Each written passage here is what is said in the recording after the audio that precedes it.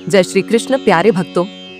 धनतेरस का पर्व आते ही हर घर में दीपों की रोशनी, खुशियों की चमक और धन की देवी माँ लक्ष्मी का स्वागत शुरू हो जाता है।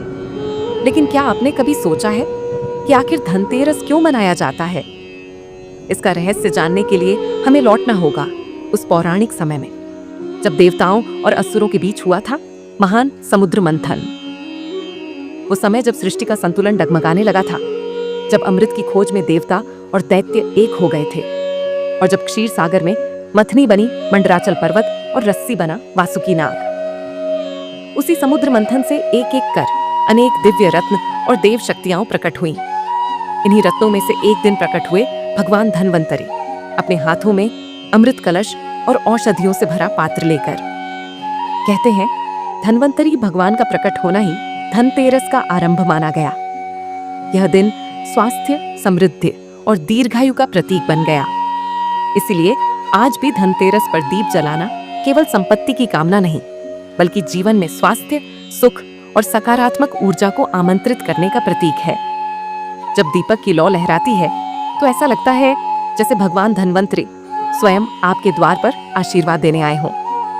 कार्तिक मास की कृष्ण पक्ष त्रयोदशी तिथि, जिसे हम प्रेम से धनतेरस कहते हैं, अपने साथ लेकर आती है दिव्यता, आरोग्यता और समृद्धि का अद्भुत संगम।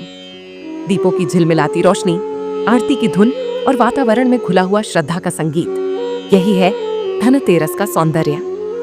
समुद्र मंथन के उस दिव्य क्षण को कौन भूल सकता है, जब देवताओं और असुरों ने मिलकर क्षीर सागर का मंथन किया था। मथनी बनी मंडराचल पर्वत और रस्सी बना वासुकी नाग। जब वह मंथन शुरू हुआ तो समुद्र की गहराइयों से एक एक कर 14 अद्भुत रत्न प्रकट हुए। कालकूट विष, ऐरावत हाथी, कामधेनु गाय, उच्चैःश्रवा घोड़ा, कौस्तुभ मणि, कल्प वृक्ष, रंभा अप्सरा, देवी महालक्ष्मी, वारुणी मदिरा, चंद्रमा, शारंग धनुष, पांचजन्य शंख, भगवान धन्वंतरी और अमृत का कलश। उसी दिव्य क्षण में जब भगवान धन्वंतरी अपने कमल के समान कोमल हाथों में अमृत कलश लेकर प्रकट हुए, तब समय था कार्तिक मास की कृष्ण पक्ष की त्रयोदशी तिथि। तभी से यह दिन धनतेरस के नाम से जाना गया। धन्वंतरी भगवान को भगवान विष्णु का अंश माना गया है, जिन्होंने धरती पर आकर औषधि और चिकित्सा विज्ञान का प्रचार किया। यही कारण है कि आज भी इस दिन को आयुर्वेद दिवस के रूप में मनाया जाता है। धनतेरस शब्द ही 2 शब्दों से बना है, धन और तेरस। इसका अर्थ है वह 13वीं तिथि जो धन, स्वास्थ्य और सौभाग्य से भर देती है। इस दिन दीप जलाना केवल परंपरा नहीं, बल्कि एक संदेश है कि हर घर में स्वास्थ्य और प्रकाश का वास हो। अब सुनिए धनतेरस से जुड़ी वह पौराणिक कथा जो जीवन में विश्वास और आस्था दोनों का संदेश देती है। एक बार मृत्यु के देवता यमराज ने अपने यमदूतों से पूछा, क्या कभी किसी मनुष्य की मृत्यु लेते समय तुम्हारे हृदय में दया आई है? एक यमदूत ने नम्रता से उत्तर दिया, हाँ प्रभु, एक बार ऐसा हुआ था। एक दिन हंस नाम का राजा शिकार के दौरान भटककर दूसरे राज्य में पहुंच गया।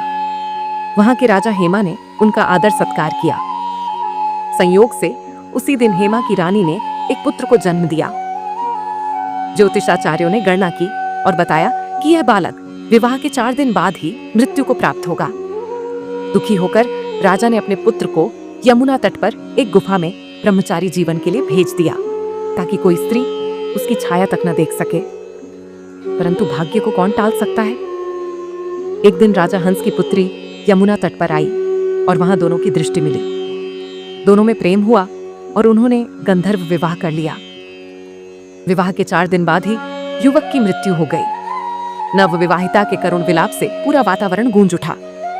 ये देखकर यमदूत का हृदय पसीज गया। जब यह कथा यमराज ने सुनी तो उन्होंने कहा, यह तो विधि का विधान था। परंतु उन्होंने एक उपाय बताया। जो व्यक्ति धनतेरस के दिन श्रद्धा से दीपदान करता है, भगवान धन्वंतरी और माता लक्ष्मी की पूजा करता है, उसे अकाल मृत्यु का भय नहीं रहता। तभी से धनतेरस पर दीपदान की परंपरा चली आ रही है। इस दिन घरों के द्वार पर 13 दीप जलाए जाते हैं, ताकि यमदेव प्रसन्न हो और जीवन में आयु, स्वास्थ्य और शांति का आशीर्वाद बना रहे। भगवान धन्वंतरी का आशीर्वाद, माता लक्ष्मी की कृपा और यमदेव की दया यही तीनों मिलकर धनतेरस को पूर्ण बनाते हैं। तो आइए इस धनतेरस पर केवल सोना चांदी ही नहीं, बल्कि स्वास्थ्य, सुख, समृद्धि और शांति का दीप भी जलाएं। जय श्री कृष्ण, जय मां लक्ष्मी, जय भगवान धन्वंतरी।